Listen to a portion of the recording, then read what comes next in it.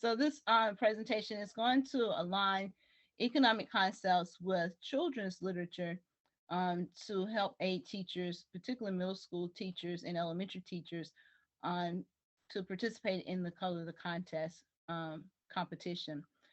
Teachers who teach high school can also benefit from the presentation. May not be able to participate in the competition since it's offered to K through eighth grade, but some of the information might be helpful to you as you introduce your students to these economic concepts. So the agenda tonight is very simple. Um, and hopefully very quick. I was sharing with Megan, I'm not much of a talker, so hopefully that we'll be able to skip through it. And if you miss something, I'm praying that Megan sends you the presentation and you can always email me for questions later. And if I leave out anything that, oh, she didn't say that, hopefully you'll find it in a slide, okay? We're going to discuss the 10 economic concepts that are geared around the competition and explain how children's literature aligns with those concepts. I'm going to look at an app that I discovered this school year. Many of you may already be familiar with it, but it was like a breath of fresh air for me. It's called the Epic Books website, or I should say app. And with that book, I want to use it as an example how you can use some of the hands-on activities that were presented in the presentation. And then I want to share with you briefly some instructional strategies that match the economic concepts. And that portion of the presentation is going to be in a Nearpod activity, just so that you can look at it at your own pace. And then I have it in the original presentation that we're looking at now, just so you'll know where everything is.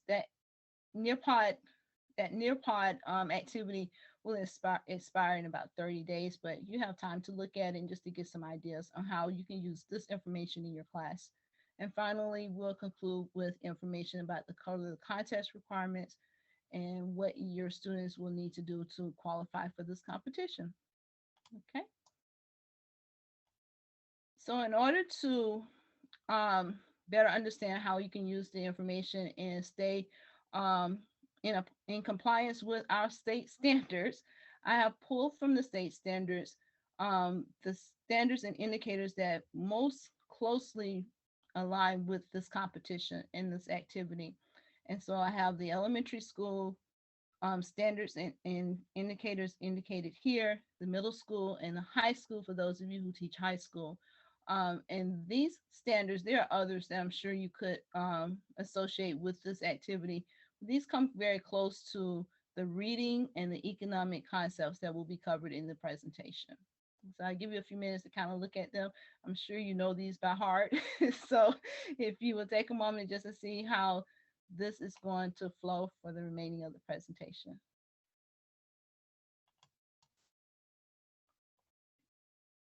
Yes, just before we begin, if you take a moment to read this particular quote, and if you don't mind, share in the chat perhaps if you agree or disagree and why.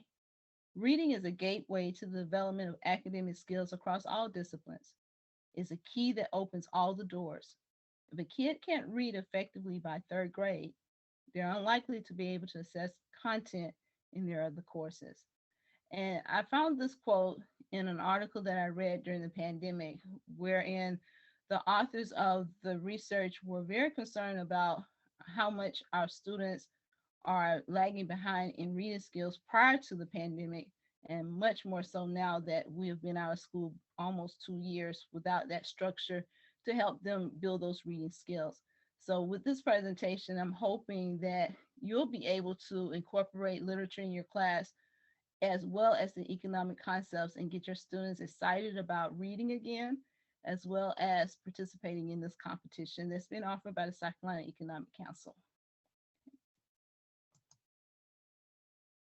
So the opening activity, I want to share with you a sample of an economic topic or economic concept using the EPIC app that I shared with you earlier, and 4 activities that you can choose from to get your students excited about the competition.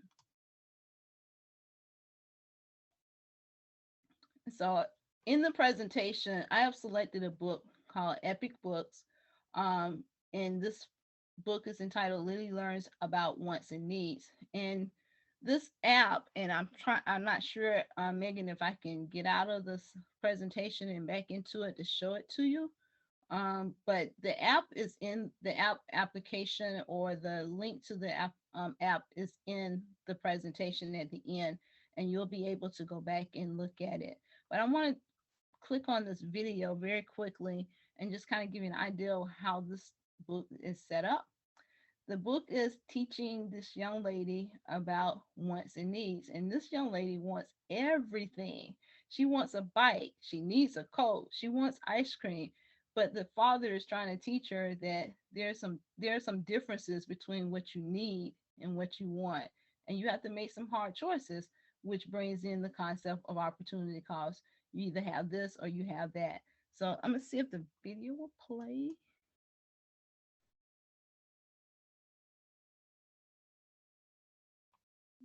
So I've got my essay written, and I've been working on it for about a week. So now I'm going to show you how I use Grammarly to edit. Okay, we'll get past that. So the and I'm not going to play the entire video, and hopefully you can hear it okay on your end. Can you? Okay.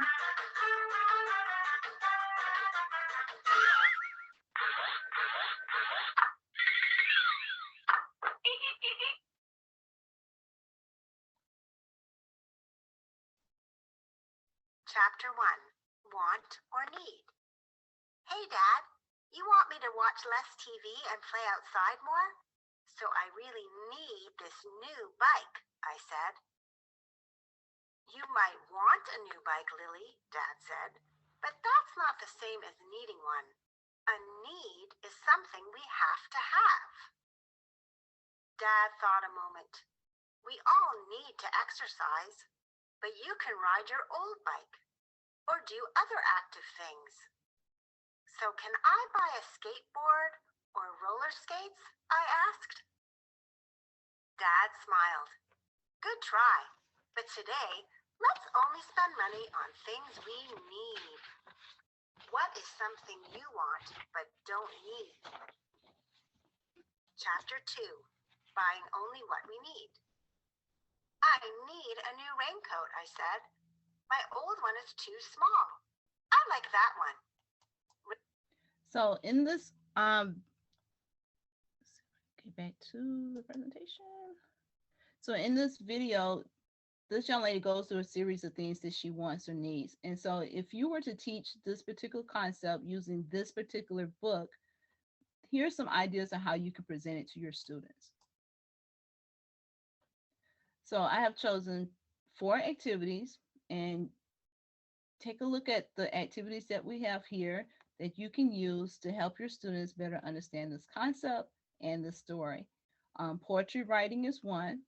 Tic-tac-toe challenge, and not to be confused with TikTok. That is my disclaimers. Okay.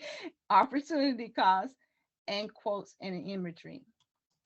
So if you were to use this text, this book, and you want to express this concept with your students or teach this concept with your students, an idea that you could do is use a list of economic terms to create a poem as a book review.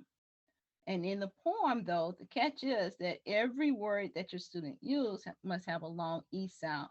For example, money, shopping spree. This technique encourages creative problem solving, and it allows them to review those economic terms. Now, this is not an original activity of my own. This is one of the activities that I learned last year in the presentation that I attended. And I thought it was kind of neat because some students are really good writers and they like that challenge, and you're incorporating the writing, the reading, as well as the economic activity.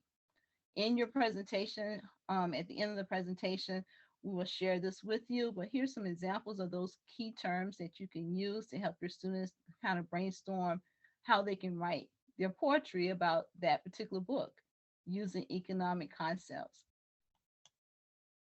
And I'm not an ELA teacher, although I taught ELA in private school at one time.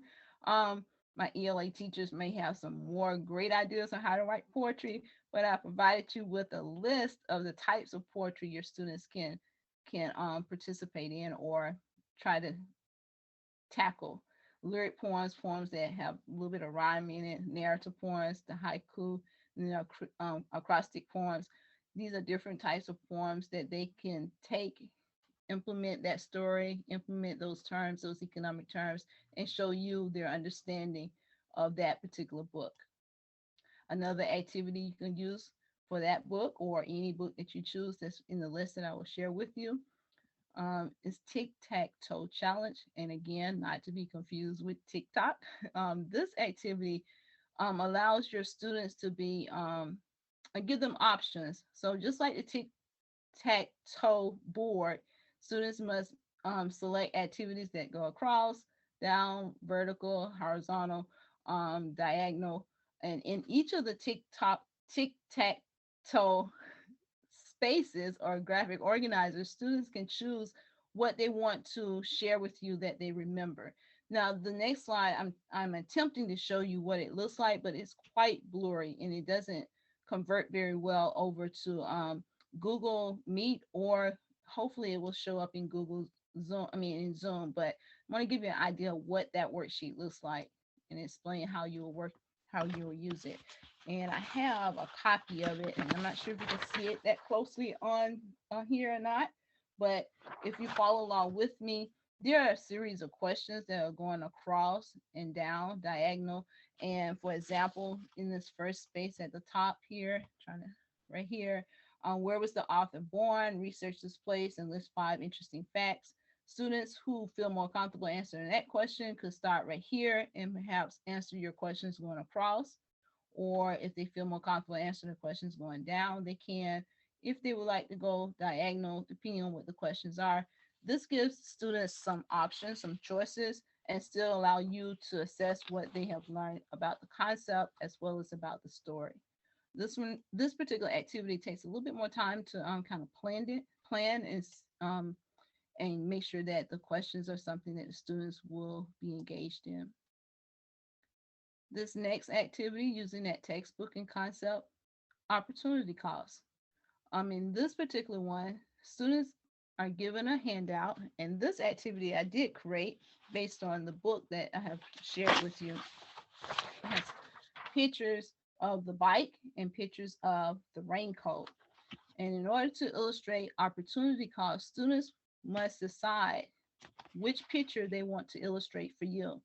So the object of this activity is the bike will be on one side, the raincoat will be on the opposite side of the paper, whichever one the student colors and submit to you for submission will indicate which one they thought was most important to buy, because they can't have both. And in your case, they can't display their work. They can't display both assignments. They have to choose which one they want to display in the classroom.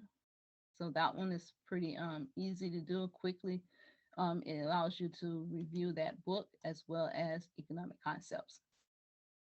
And then the last one that ties more closely to the economic poster contest are quotes and imagery. As students read the book or listen to you read the book aloud, they're thinking about some of the quotes that stand out in the book and some of the imagery that stand out in their mind as you're reading, or as they look at the book as they're reading. They can take those images and quotes and convert them into the concepts of the color concept posters, especially your students who are not artistic. They oftentimes, when I have given this assignment or I have my students participate in color the concept, a lot of them say, well, I can't draw, I don't know how to draw that.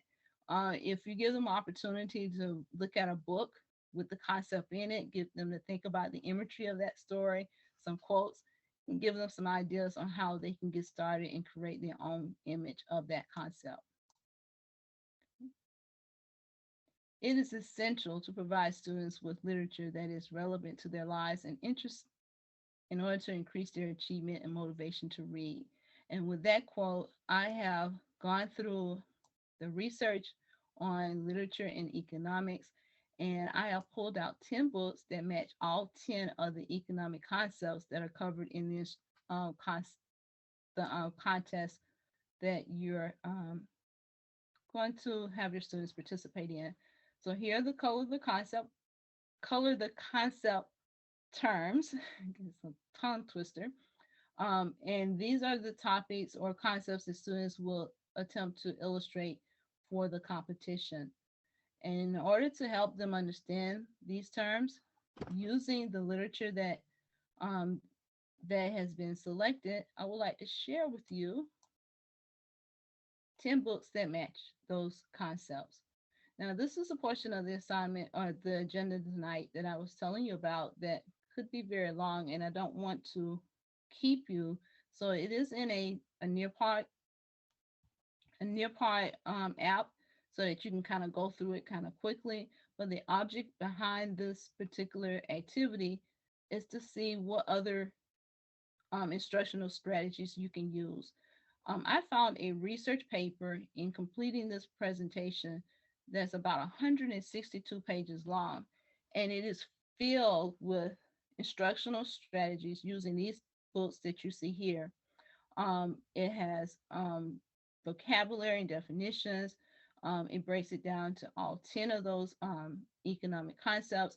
Even go as far as presenting concepts in economics that are more geared to high school. If you're teaching upper level students or advanced students in your classes.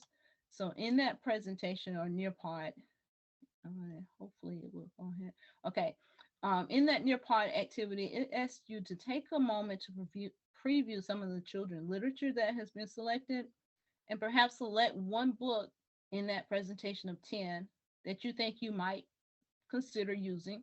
And being that you have to complete an evaluation at the end of your presentation to get your prize money, this is a perfect resource to go to get those ideas from and screenshot and plug it into your Google form in the next 30 days to get your money. So hint, hint to you, please don't disregard that portion of the presentation. I'm trying to help you get your money. So you'll be able to see in that 162 page research on literature and economics, different activities that you can pull from very quickly, flip through those pages and see what you like and use it to help you complete your evaluation form. And so I have selected 10 instructional strategies to kind of give you an idea so that you can start thinking about it for yourselves. And then on the last slide of that Nearpod activity, you will be able to kind of remind yourself which book you want to look at, which activities come to mind, and then perhaps go back to the research packet and see what others that you can choose from. So, and for the sake of time, I just want to open up this near part so you can see it. Hopefully, it will let us do it very quickly so that you can go back on your spare time and look at it. Like I said, it will be available for the next 30 days.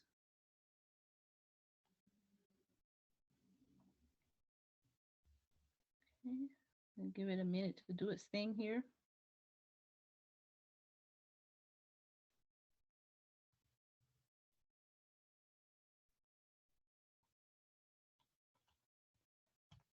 Okay. So I've taken a portion of the presentation and just put it into the slide here, the near part, so that you can kind of see it apart from the presentation. There's a link to the document that I shared, the 162 page document of all this information, activities, everything you can possibly use to help teach your students how to connect to the literature and the economic concepts and use that information for the contest if your students so choose to participate. At the end of the presentation, at the end of this presentation, I do have that document available. So in the document or in this app, you'll see those books again, and then a breakdown of the definitions of the economic concepts just to get a better understanding of it, what you're drawing or what your students will be drawing. Here's an example of one of those books, a little background information, the economic concept that matches that book. And then right here, you will find the instructional strategy that you can use to help your students understand the concept as well as the story.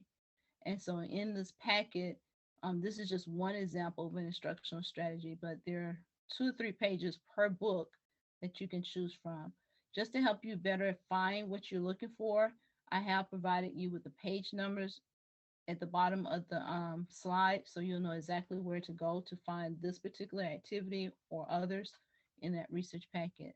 There are 2 books that are in the presentation, however, that were not in this research and did not match up with any of the concepts for the contest that I used to, I went outside of that document and found. So you'll find at the bottom, there is no page number for this concept. So I'm trying to find one that will reflect that. For example, this book right here is not in that 162 page research paper. So I did my own research to find this one to match this concept and an instructional strategy that will go along with it. If you note here, is not in the research packet. Okay. And so the slide presentation, the Nearpod slide presentation will take you through all of the books that were selected for all 10 economic concepts. Okay. And I'm going through them rather fast, but you do have access to the Nearpod join code. And if you're not able to get into the join code, which you should be able to, those same slides are in the original presentation.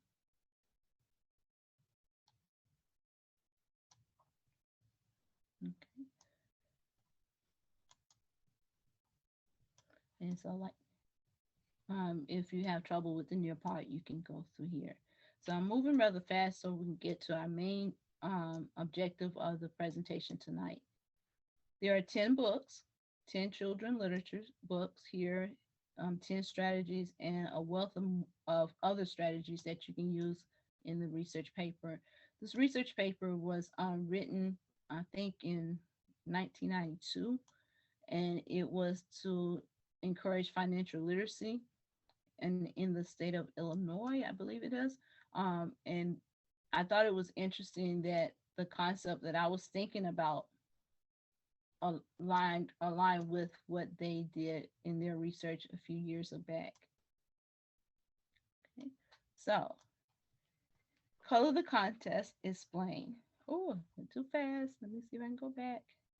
Okay, so the contest is available for students in grades 1 through 8.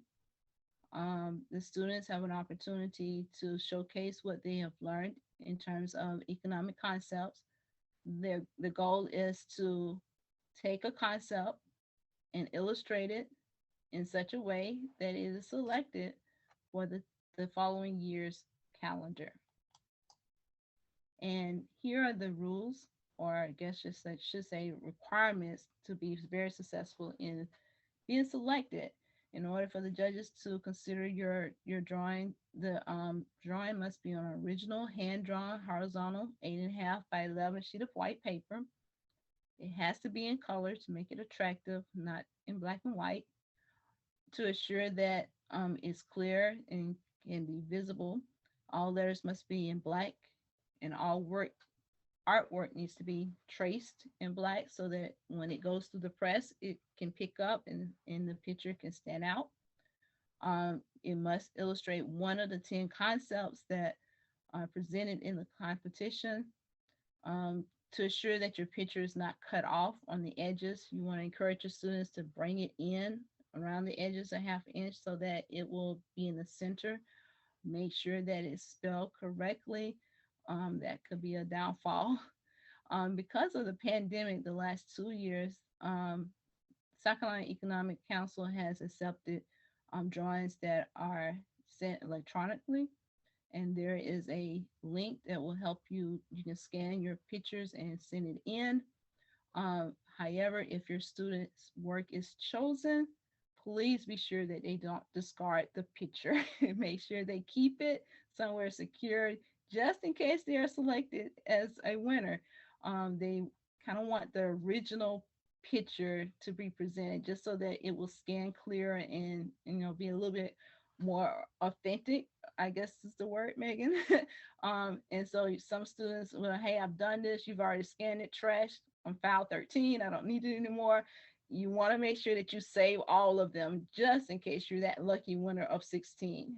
Okay, so beware of that key point. And so again, these are the concepts that your students will select from to draw and present to the council for consideration. And I would like to share with you a couple of them, examples of them here. And some of these were this one at the top, very top here, if I'm pointing at it correctly, scarcity. This was my very first entry into the economic contest in 2009, and I've had 5 students to be placed into the calendar. Now, the other pictures that I have here, they're not my students' work, because most of my students tend to choose scarcity or opportunity cost to draw. They don't tend to venture out too much. So the other examples that you see here are past winners from other schools or other teachers, just to give you an illustration of what each of the concepts look like and how to help your students understand it for them to draw. So I want to go through it this time and share with you how your students can understand the concept and some ideas on what they can draw to give you some pointers on how you can present it to your students. So scarcity, not having enough of something, and you have to make sure that you um, limit those resources so that everyone can have it, but everyone will not have it. So what do you do? And in this illustration, these are 2 brothers fighting over the last box of cereal. What's interesting about the picture is that the young man put scarcity on the refrigerator as little magnets. He and his brothers fighting over this box of cereal. He was very detailed in drawing every detail of his kitchen. And he shared with me that his brothers, the 2 of them often fight over the last box of cereal. So the concept came easy to him to draw it. So he was um he was surprised that he was selected. So that was a good thing. An opportunity cost, we just talked about that in the first book. You got to choose one or the other. You can't have both. In this illustration, this young lady must decide on, you can tell how old these pictures are, a cell phone or MP3 player. And when I show my students these images to help them prepare for the competition, they always ask, "What is that?" They have no clue. And I don't get rid of this picture. I always show it because it just takes them back to the historical technology that they're not accustomed to. So this is an example of opportunity cost. And then budgeting and needs and wants. Um, the, the 2 concepts here, budgeting and needs and wants, were added a few years after I participated in the competition. When I originally participated, took part in the competition, there were only 6 economic terms that were available for students to illustrate. And over the years, they have added 4 additional. And so these are 2 of those 4: budgeting and needs and wants. Students get an idea of what they need to do if they want to buy something later, something they want, and the skills they need or the concepts they need to understand in order to do that successfully, and to know the difference between needs and wants. If your students are interested in drawing needs and wants as a concept, please remind them that both concepts must be included in the drawing in order for it to qualify. They need to be able to illustrate both. So you see in this particular one over here, this student has needs on one side. You gotta have food, and then she has wants, things that she want to buy. So as you encourage your students to draw this particular concept, just remind them they have to be able to illustrate both concepts on their drawing. Okay. Same with savings and spending. Students who select this particular concept must also be reminded that they need to illustrate both what savings would look like and what spending would look like.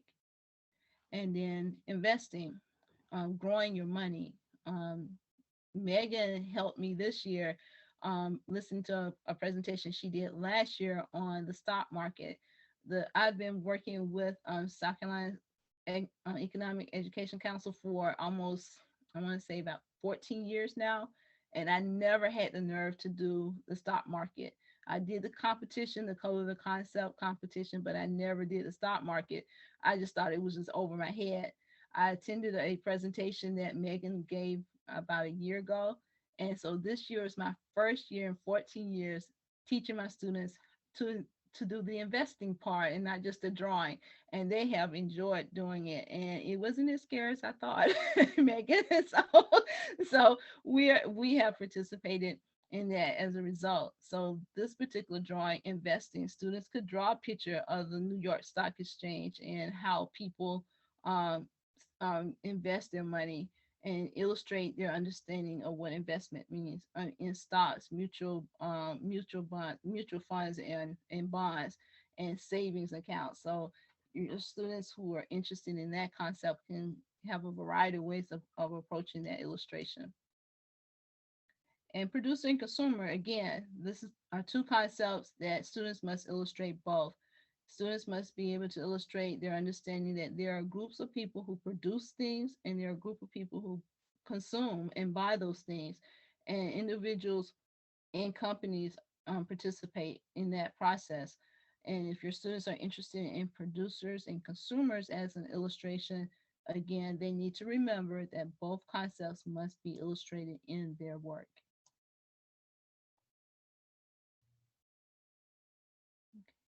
Same holds true with goods and services. There are certain goods that are tangible, objects that people desire to have or need to have. Some examples are cars, books, toys, things that you need to have. And the services are non-tangible, things you can't touch, but they provide things for society need, like an education, medical care, taxi service. What is interesting about this illustration here is that this student has pointed out that this is an educational classroom based on the little map on the side. It must be an eighth grade classroom because it has a map of South Carolina. This is a service. A teacher is providing a service, an education to students. But on the other side of the same painting or the same illustration, there is an illustration of pencils, textbooks, a file cabinet, things that you need in order to make that service available. And once again, students who choose to draw a picture on goods and services or to illustrate goods and services, both terms must be in the picture in order to be eligible to offer consideration. And specialization in trade is another. Students that I have had in the past, it's been kind of hard getting them to kind of understand this particular one, helping them understand that there are people who specialize in certain things. There are people who grow crops, and then in order for their specialization to be successful, they have to trade with someone else who's specialized in something, and the two work hand in hand. So in this illustration, there's someone from Kansas who specialized in sunflower seeds, but he needs potatoes from this other company that specialized in that particular produce. And so they meet somewhere in the middle to exchange so that both businesses can grow. Once again, if your students are interested in illustrating this in the competition, they must show both concepts, an understanding of both concepts. Now, the very last one, this is to me and for my students, is one of the most difficult ones to kind of process and get them to understand. And this is the one most of my students try to avoid doing: productive resources. It involves four different types of resources: natural resources, human resources, capital resources, and entrepreneurial resources. If your students participate in the competition and select this concept as their illustration, they will need to remember that not all four of those resources need to be illustrated. It helps. It really shows their understanding of this concept. But if they choose this particular one, two of those resources is all they will be all they need. And then they have to decide which two they want to showcase. I like this portrait of this concept here, where a student has pointed out all four of those resources all in one painting or one illustration. And I like how she um, created this quadrant where she can show all of her work.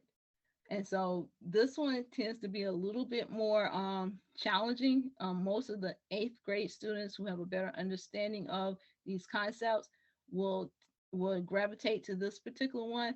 6th and 7th grade, for me, they have always stuck with scarcity because they know that there's not enough of something, or they have stick with opportunity cost, something that they kind of know. I can't have the cell phone if I buy these new pair of tennis shoes. So those are things they can relate to. Older students tend to gravitate towards this particular concept. So, but I like this concept, and it really shows their understanding of the drawing, especially if they're able to do all four in a special kind of way.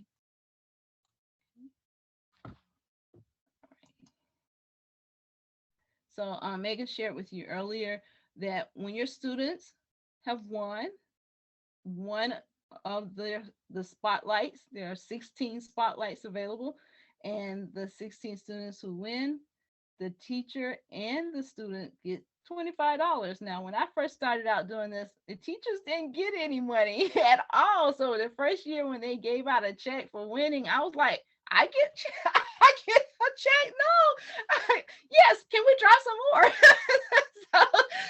When I started out doing it, the kids got the check. I did, but I will admit they fed me a really nice lunch, and this is how I convinced my students to participate. I told them that if you draw this picture for me and you win, you get to take me out for lunch. And they serve really good food. So I need you to do this really, really well. And so I had several students to take me to lunch, but I never got $25 to boot. And so the first year when Chandler took over as the director of the South Carolina Economic poster contest, she came to my school because we couldn't go to the competition because of testing. So my student and I had to forfeit my dinner, my lunch, and I was a little upset about that because the chicken was pretty good. Chandler, out of the goodness of her heart, came to my school and said, "This is for you." And I was just floored. I was like, I get money. So, yes. So, from this point on, since Chandler has taken over, you have 16 winners. The students get a check and you get a check. Last year, when one of my students won, Mr. Jim came to my school and he came with this huge box. And I'm like, okay, what is all this? It's just, where's the check? He came with goodies, all kinds of goodies. I mean, I'm like, it felt like Christmas all over again. And it was May. So it's a lot of rewards for being a part of it. So I would definitely encourage the students to participate. Chandler and her team go out of their way to make the winter feel really special. As you see here, when we were pre-pandemic, when you arrived at the banquet where the students are honored, they walk in and they see their work displayed in the front door, and it's framed so nicely. I had a student one year to win, and she didn't want to do it. The young lady, she was so adamant about not participating. She said, "I don't want to do this." You have that one student just fight you with everything they have in them. Well, she was that student. And the day I found out that she won, I stood in front of her desk. I said, "We have a winner of the competition that you did a couple of weeks ago." She wasn't listening to me as I was giving my little spiel, my little speech about the winner and what was going to happen and how it was going to look. And I said, "And the winner from our class is," and when I told her it was her, she was just, me? She drew a picture, and I have it here. I'm not sure if you'll be able to see it or not, but she drew a picture of a pool of fish fighting over the last piece of bait, and she won. And she didn't believe that her picture was worthy. So when she arrived at the banquet, as you see here, Megan is giving you a picture of what it looks like. She walked in and she saw her picture sitting on the table, and her picture was sitting in the corner right here. And she said, "That's my picture." I said, "Yes, that's your picture." And on the back of it is a check for $25. And her mom said, "This is what you drew?" And the mom was kind of downplaying it. Dad came late. Dad came and Dad just celebrated everybody who walked by his table. He would say, "This is my daughter's picture." She was so embarrassed, but proud too. But her dad made such a huge production of it. He was such a drama king that she was just embarrassed, but she felt good because she didn't want to do it. And it just changed her whole perspective for the rest of the school year.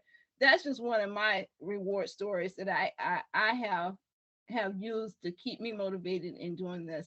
And I have enjoyed doing it, even when their pictures look like kindergarten stuff. You're like, what is this? You just celebrate it anyway because they had a vision. You just didn't see it. That's what you call Picasso work, okay? So you gotta give it, you gotta give it what it's worth, okay? And so the team, they really make the kids feel really special about the work they have done. They go out their way to celebrate it with them, and the students enjoy it. Even when those students who don't want to do it participate, they see the reward of their peers who have won. So please, yes, I encourage you to get your students involved. So if you are interested, the deadline has changed. It has been March 15th for years, but I noticed that this year it's been changed to March 18th. That's the deadline. There is a digital submission form due to the pandemic. Some people are not able. In my case, when I suggested it to Chandler last year, I said, Chandler, I have students who want to participate, but I'm teaching online and I can't get the pictures from them. So what can I do? And so Chandler started brainstorming with me, she and Amanda, and they came up with a Google form. They said, what do you think about this? So I said, hey, I think this will work. So I just started scanning pictures and sending them to her via Google form. That first year when we did it digital, when I participated digitally, I didn't have a winner. So last year I did. And so Chandler wrote back and said, well, we got a winner. I need your original picture. And that's why I told you in the beginning, the original. I gotta find the original.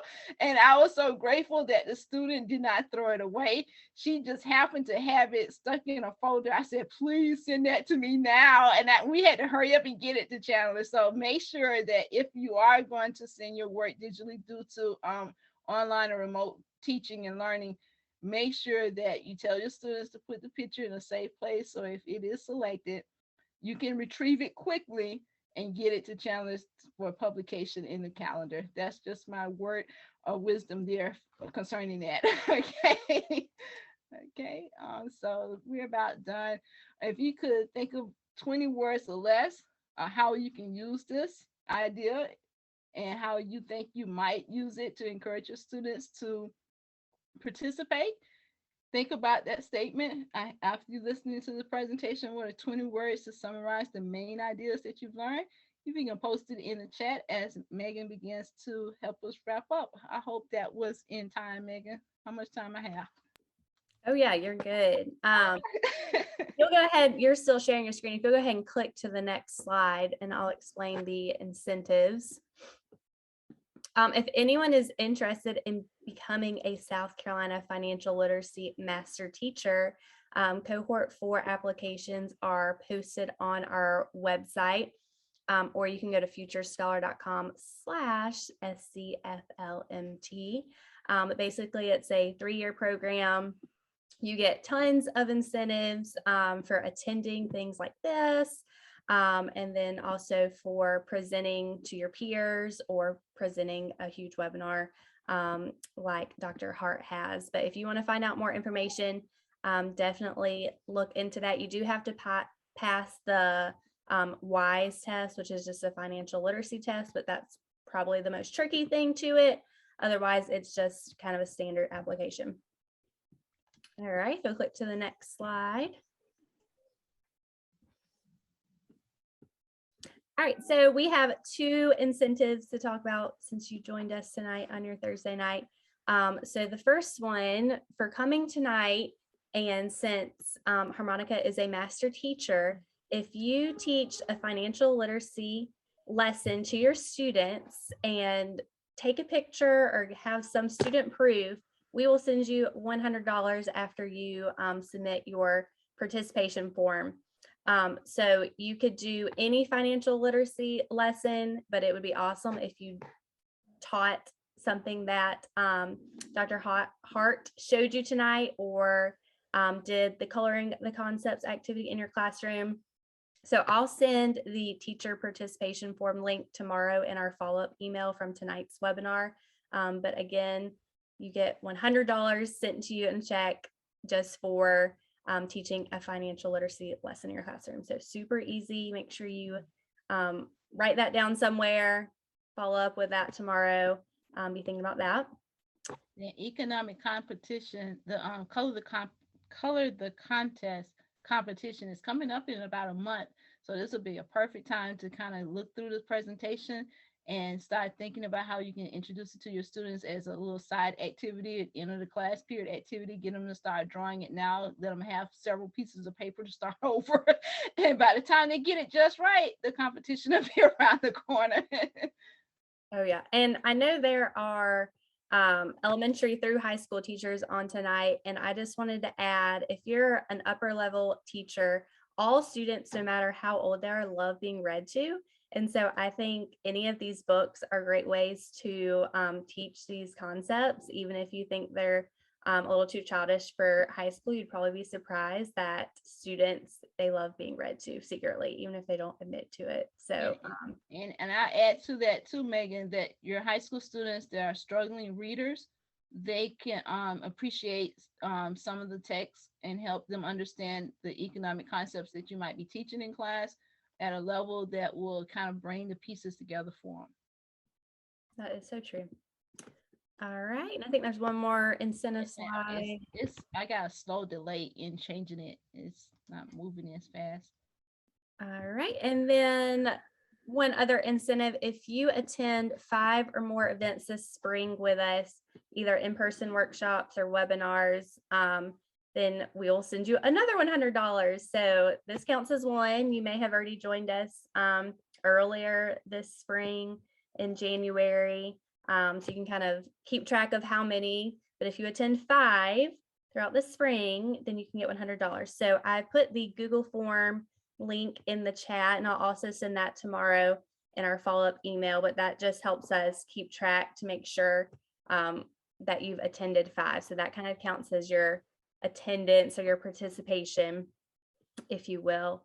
And if you want to know what other webinars are available, again, you can go to sceconomics.org, and we have a list of all of the webinars, and there is an upcoming in-person workshop for I think it's titled like Econ Everywhere, that is happening on March 1st. If you're interested in in-person workshop, we do give a sub stipend to your school. So if you're trying to convince your school to let you have a professional development day, that's something you can tell them. We feed you an awesome lunch, and it's a really fun, kind of relaxing way to interact with other teachers and just learn a little something new that you can take back to your classroom. So does anyone have any questions before we wrap up? Any questions for myself or Dr. Hart? Megan, are you going to share with them, the participants, the presentation link, correct? Yes. So tomorrow when I send the other 2 links for the incentives, I will include this presentation, which also at the end has the links that you see on the screen now, and the Nearpod that has that awesome kind of all the books and ways you could incorporate that. And so when you look at it, you will find the Epic Book app. I didn't get a chance to show you that how that works because I'm trying to show it through Zoom.